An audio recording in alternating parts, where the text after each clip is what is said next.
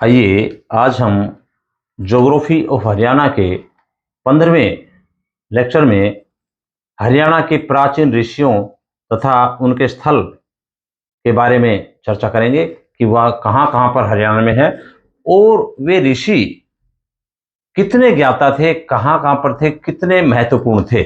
उनके बारे में मैं थोड़ा-सा इंट्रोडक्शन हर एक का थोड़ा-थोड़ा जो है मैं इंट्रोडक्शन देना चाहूँगा। वैसे तो अगर पूरा देंगे तो बहुत लंबा चौड़ा पड़ जाए, क्योंकि महाभारत काल का पूरा जो है ऋषियों का वर्चस्व रहा है और काफी महत्वपूर्ण ऋषि रहे हैं। अभी हम देखते हैं, सबसे पहले मैं जिला वाइज पहले ऋषियों के नाम बताऊंगा, तो इंट्रोडक्शन दूंगा, उसके बाद में लिस्ट लगातार जो है उसके बाद में बताने 5 मिनट का लेक्चर के बाद में सारा मैं बता दूंगा सब कुछ। सबसे पहले तो मैं मानता हूं कि आपने हरियाणा के नक्शे के बारे में पूरी जानकारी ले ली होगी, जिसमें जिला वाइज मैं बोलूंगा महेंद्रगढ़, तो आपको स्वतः पता होना चाहिए कि ये महेंद्रगढ़ है, या मैं बोलूंगा झज्जर कहाँ है तो झज्जर, आपको इसकी नॉलेज तो लेनी पड़ेगी। तो ये मैं बोलता जाऊंगा, आप इसको समझते जाएंगे पहले, और उसके बाद में फिर मैं चलता हूं। सबसे पहले है कि जिला महेंद्रगढ़ में हमारे बहुत 3 महत्वपूर्ण ऋषि रहे। यहां सबसे पहले मैं करता हूं च्यवन ऋषि। बहुत प्राचीन समय में च्यवन ऋषि इतने प्रसिद्ध रहे हैं कि आज भी वर्ल्ड लेवल पर उनका च्यवनप्राश उन्हीं के नाम पर बना हुआ है। ये हमारे जिला महेंद्रगढ़ में ढोसी पहाड़ी के ऊपर इन्होंने तपस्या की थी, और ये कुलताजपुर गांव है, वहां पर नीचे गांव है और ऊपर पहाड़ी है। यहां बताते हैं कि ये तपस्या में लीन थे, तो एक शरियाती राजा थे और वो अपनी बेटी और बेटों के साथ ऊपर पहाड़ पे जा रहे थे। तो च्यवन ऋषि तपस्या में लीन थे और मिट्टी जमी हुई थी, तो उनकी बेटी छोटी थी, सुकन्या नाम उसका था। तो वो धीरे धीरे घूम रही थी, तो उसने देखा कि मिट्टी के ऊपर कहीं मिट्टी भी जम रही है और 2 आंखें चमक रही हैं। आंखों का पता नहीं था कि आंखें हैं, तो चमकते हुए उसने जो है तिनके से उन आंखों में सुराख कर दिया, तो उनके आंखों से लहू बहने लगा। और इस तरह से ऋषि को बड़ी बाद में पीड़ा हुई, और एकदम देखा कि यहाँ तो अंदर तो ऋषि बैठे हुए हैं, तो उनको बड़ा झटका लगा।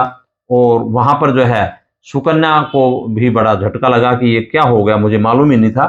और उसके बाद में जो सुकन्या थी उसके साथ ही उसकी च्यवन ऋषि की शादी कर दी जाती है। और बाद में उनको जो बूढ़े थे च्यवन ऋषि, और उसने च्यवनप्राश बनाया, और च्यवनप्राश बना करके वहां पर विभिन्न प्रकार की जड़ी बूटियां हैं और उनसे वो जवान हो गए थे। इसलिए आज भी च्यवनप्राश वर्ल्ड लेवल पर प्रसिद्ध है, तो इसलिए इसका महत्वपूर्ण बहुत ज्यादा है। दूसरा है पिपलाद ऋषि, जो बागोत गांव है हमारे जिला महेंद्रगढ़ में।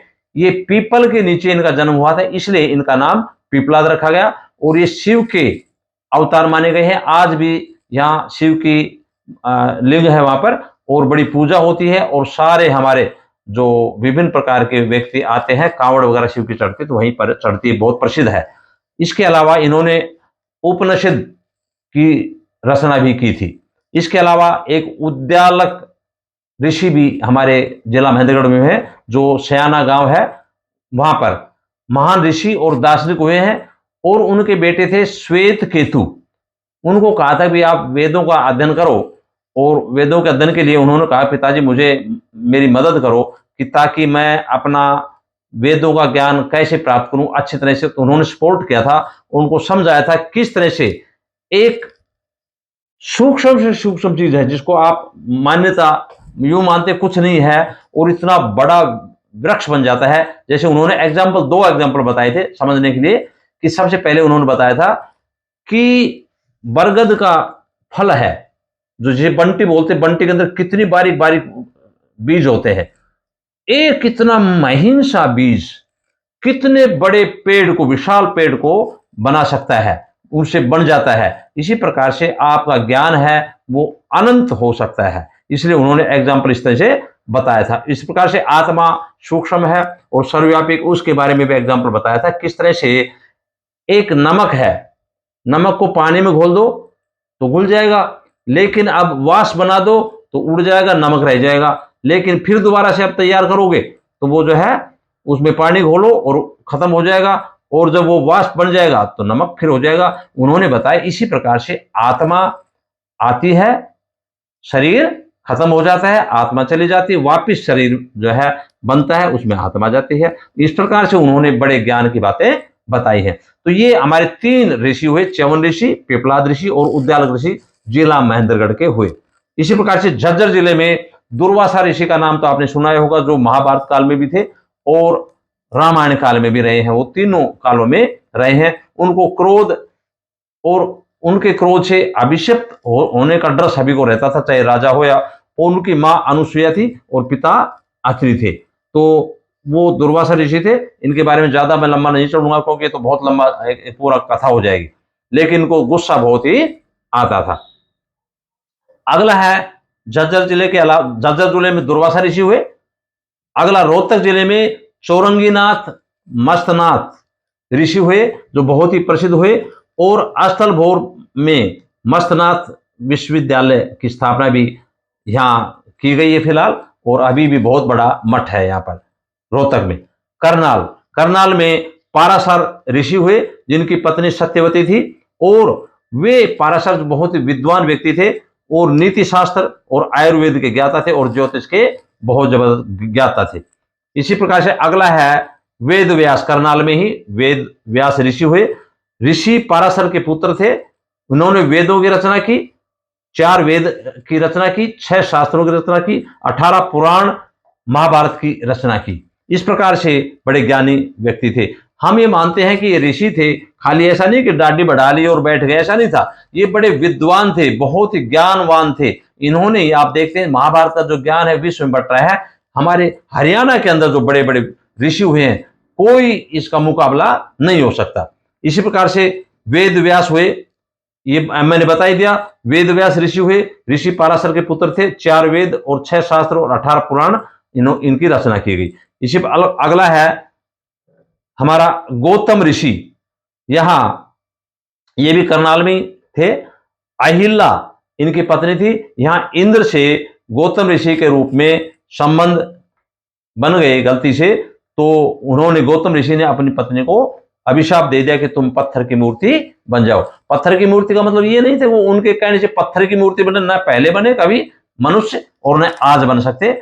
उनका मतलब था कि पत्थर का मतलब पत्थर हो जाओ। पत्थर का मतलब था शर्म के मारे जो है पत्थर हो जाना, ये था उनका मतलब कहने का। और लोग आज भी वे मानते पत्थर बन गए और भगवान राम उनको पैर लगाए तो पत्थर से दोबारा से आदमी बन गया, ऐसा नहीं हो सकता। हाँ, पत्थर का मतलब शर्म के मारे जो है वो जो है लज्जित हो गई थी और भगवान राम ने उनकी लज्जा दूर कर दी थी। गलतियां उनके कारण से नहीं हुई, इंद्र के कारण से गलतियां हुई थी और उसके शर्म के कारण से उनके संबंध का जैसा हुआ था।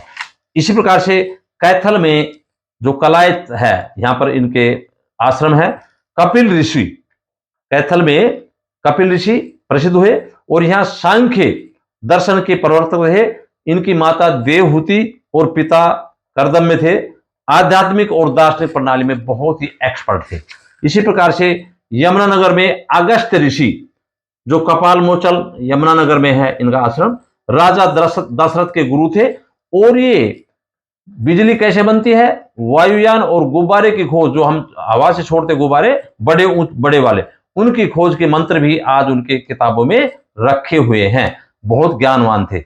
जींद के अंदर जो है परशुराम, परशुराम के बारे में तो आपको पता ही है, जब गुस्सा आ जाता अपना फरसा उठा करके मारने को दौड़ते थे, बड़ा गुस्सा उनको आता था। ये विष्णु के अवतार थे और शिव ने इनको यंत्र के रूप में अपना परशु दिया था। परशु मतलब फरसा दिया था और इसके कारण से ये विष्णु के अवतार रहे। इन्होंने अपने पिता के कहने से अपनी माता की हत्या भी कर दी थी, लेकिन दोबारा से उसके पिता ने कहा कि वर मांगो, तो उन्होंने कहा था मेरी माता को ही जिंदा कर दो।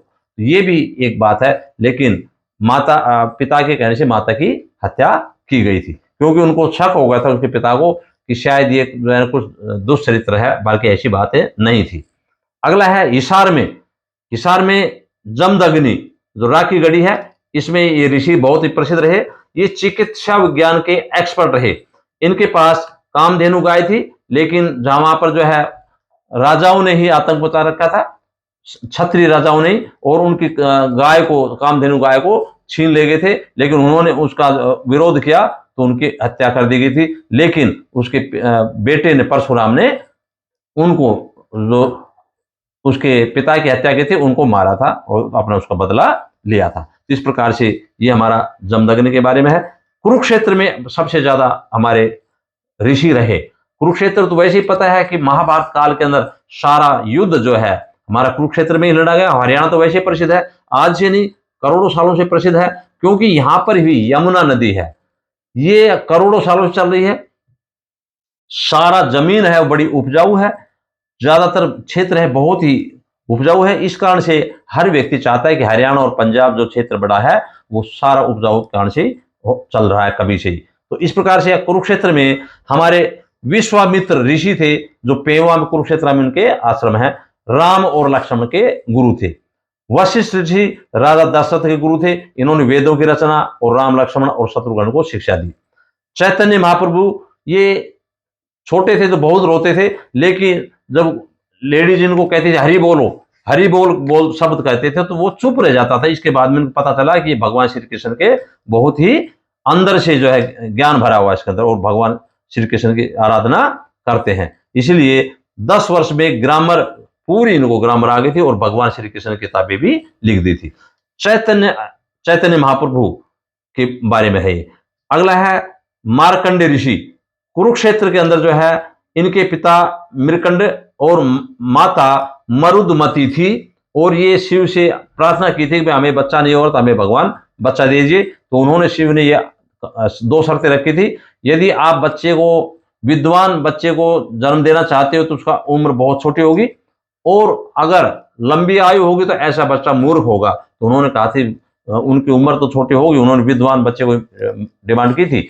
लेकिन वो जो बच्चा था मार्कंडे, वो भगवान शिव की आराधना में बहुत ही लीन हो गया था। और जब यम उनके 16 साल की उम्र पूरी होने के बाद में यम उनको लेने के लिए आए, तो गलती से क्या हुआ, वो उसको फांसी देना चाहते थे, फंदा।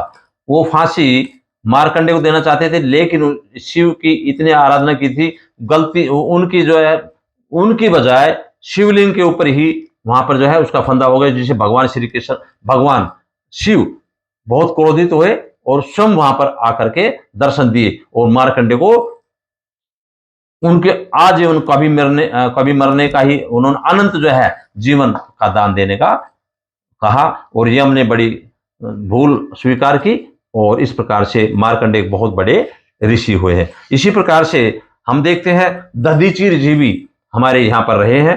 इंद्र ने दधीचि से हड्डियों का दान मांगा था, ताकि वहां पर वृत्तासुर की लड़ाई हो रही थी इंद्र के साथ। तो वो चाहते थे कि भी यहाँ पर मेरे पास वज्र तैयार होने के लिए उनकी हड्डियों की जरूरत थी। उन्होंने अपना दान पब्लिक वेलफेयर में, समाज की भलाई में और देवताओं के कल्याण के लिए अपना शरीर का देह दान ही कर दिया, और उनकी हड्डियों से यंत्र बनाए, जो वज्र के है तीर वगैरह बनाए गए। इस प्रकार से हम देखते हैं ये हमारे महत्वपूर्ण ऋषि हैं। अब यहाँ शॉर्टकट, अब एकदम देखिए आप किस तरह से हम करेंगे इसके बारे में। अब मैं एकदम सटीकता से स्पीड से मैं आपको समझा देता हूं।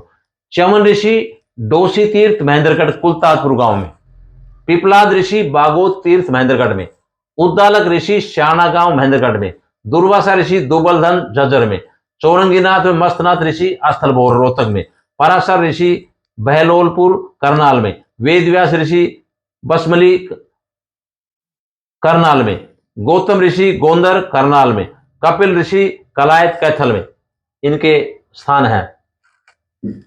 इसी प्रकार से अगस्त ऋषि कपाल मोचल यमुनानगर में इनके स्थल हैं। परशुराम ऋषि राम राहद जींद में है। जमदग्नि ऋषि राखीगढ़ हिसार, विश्वामित्र ऋषि पेहुआ, वशिष्ठ ऋषि पेहुआ कुरुक्षेत्र में इनका स्थान है। चैतन्य महाप्रभु कुबेर तीर्थ कुरुक्षेत्र में, मार्कंडे ऋषि मार्कंडे तीर्थ कुरुक्षेत्र में है, दधीचि ऋषि कुरुक्षेत्र में है। इस प्रकार से हम देखते हैं कि ये हमारे महत्वपूर्ण, टाइम देखना कितना है, टाइम ज्यादा नहीं होगा। तो अब मैं 5 मिनट में आपके प्रश्नों के उत्तर, जो महत्वपूर्ण प्रश्न है उनके बारे में भी हम बता देते हैं किस तरह के प्रश्न आते हैं इसमें। हरियाणा के प्रमुख ऋषि मुनि की तपोभूमि व आश्रम से संबंधित महत्वपूर्ण प्रश्न है। प्रश्न नंबर 1, कपिल मुनि की तपोभूमि किस जगह है? उत्तर आएगा कलायत कैथल में। प्रश्न नंबर 2, व्यास ऋषि का आश्रम वनस्थली किस जिले में है? उत्तर है करनाल। प्रश्न नंबर 3, बागोत तीर्थ महेंद्रगढ़ जिले में किस ऋषि से संबंधित है? उत्तर है पिपलाद ऋषि। प्रश्न नंबर 4, च्यवन ऋषि की तपोभूमि डोसी की पहाड़ी किस जिले में है? उत्तर है महेंद्रगढ़। प्रश्न नंबर 5, ययाति ऋषि का आश्रम किस जिले में है? उत्तर है पेहुआ कुरुक्षेत्र में। प्रश्न नंबर 6, परशुराम के पिता जगदम्बी ऋषि का आश्रम किस जिले में है? उत्तर है राखीगढ़ी हिसार। अगला प्रश्न नंबर 7 है, दधीची ऋषि की तपोभूमि किस जिले में है? उत्तर है कुरुक्षेत्र। प्रश्न नंबर 8, श्याणा महेंद्रगढ़ में किस ऋषि की तपोभूमि है? उत्तर है उद्दालक ऋषि। प्रश्न नंबर 9, महर्षि विश्वामित्र का आश्रम व टीला कुरुक्षेत्र में किस जगह पर है? उत्तर है पेहुआ। ये क्वेश्चन आप अच्छी तरह से तैयार करेंगे, निश्चित रूप से इसी प्रकार से क्वेश्चन आए। प्रश्न नंबर 10, परशुराम का आश्रम राम राह हृदय किस जिले में है? उत्तर नंबर जींद। प्रश्न नंबर 11, चैतन्य महाप्रभु का संबंध कुरुक्षेत्र में किस तीर्थ से है? उत्तर है कुबेर तीर्थ। प्रश्न नंबर 12, हरियाणा में दूबलधन झज्जर से कौन से ऋषि की तपोभूमि है? उत्तर है दुर्वासा ऋषि। प्रश्न नंबर 13, गुरु वशिष्ठ का आश्रम किस जिले में है? उत्तर है पेहुआ। इस प्रकार से अगला है प्रश्न नंबर 14, अगस्त्य ऋषि का संबंध किस यमुनानगर में किस स्थान से संबंधित है? उत्तर है कपाल मोचन। प्रश्न नंबर 15, गोंदर करनाल में कौन से ऋषि की तपोभूमि है? उत्तर है गौतम। प्रश्न नंबर 18, मार्कंडी ऋषि का आश्रम मारकंडा किस जिले में है? उत्तर है कुरुक्षेत्र। प्रश्न नंबर 17, बाबा मस्तनाथ का मठ अस्थल भोर किस जिले में है? उत्तर आएगा रोहतक। प्रश्न नंबर 18, अस्थल भोर मठ की स्थापना किसने की? यहां उत्तर आएगा चौरंगी नाथ ने की थी। प्रश्न नंबर 19, कपिल मुनि के पिता का नाम क्या था? उत्तर आएगा करदम। प्रश्न नंबर 20, हरियाणा के ऋषियों की तपोभूमि के लिए प्रसिद्ध जिला है? उत्तर कुरुक्षेत्र। यानी कि कुरुक्षेत्र जो है हमारी बड़े बड़े मुनियों की ऋषियों की तपोभूमि रही है। तो ये मैं समझता हूं कि आप इनको अच्छी तरह से इस क्वेश्चन को तैयार करेंगे, निश्चित रूप से क्वेश्चन आपको अवेलेबल हो जाएंगे। बहुत बहुत धन्यवाद। Thank you.